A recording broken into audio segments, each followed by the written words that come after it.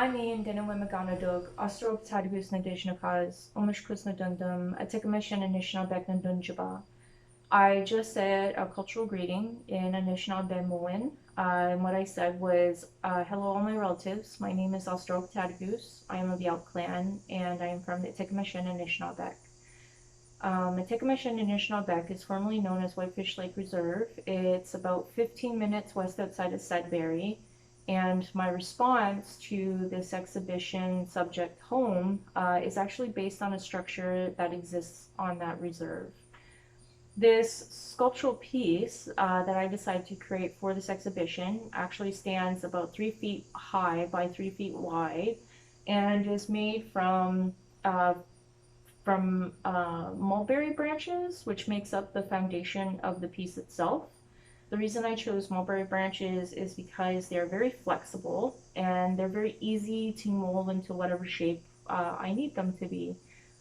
For the outside of the structure itself, I decided to cover it in 2 different materials. The first material that I decided for this piece is actually bark that I forged from a nearby park from a sycamore tree. I noticed that they were shedding, and I thought that they would actually be a really good complement to this sculptural piece. So I went out and I collected a whole bunch of it to bring back. But one of the problems with the sycamore bark is that it is a little bit fragile. So I had to think about ways that I could not only protect it, but maybe stabilize it a little bit. And one of the ways I decided to do that was to actually suture or sew the bark together in parts where I could see cracks were happening in order to stabilize it a little bit more. The material that I used in order to sew it together, but also to hold it onto the foundation itself, is just this red jute twine that I have.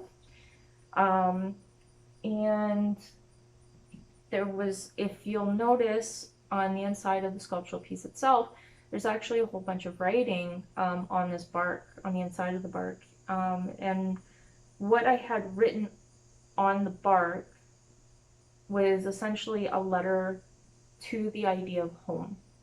And what I wrote on the inside of the bark with was this watercolor set that I have.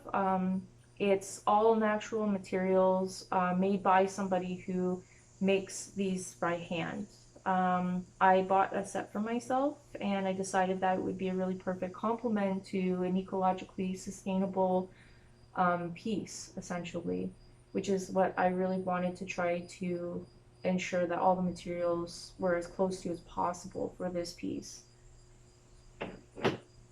On the other side of the structure, what I had covered the structure in is actually white cloth that had been printed on using ecological practices.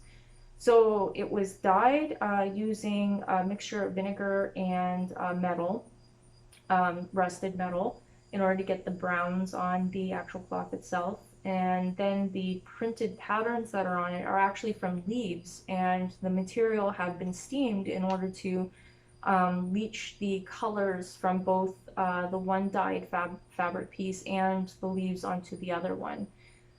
This was actually done through an ecological printing workshop that was offered on my reserve lands, and I decided that it would actually be a very perfect complement to this piece, most especially because the structure that this is based off of exists on my reserve lands.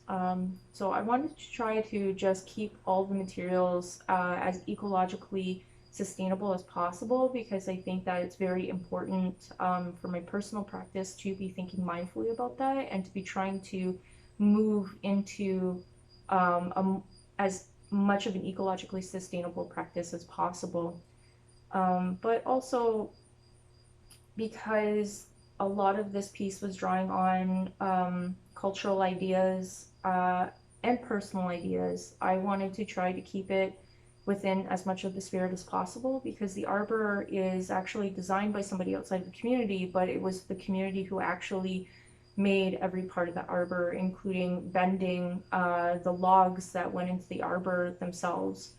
And I wanted to try to keep in the spirit of doing as much as possible with my own skill sets, and also on my own as much as possible for this piece.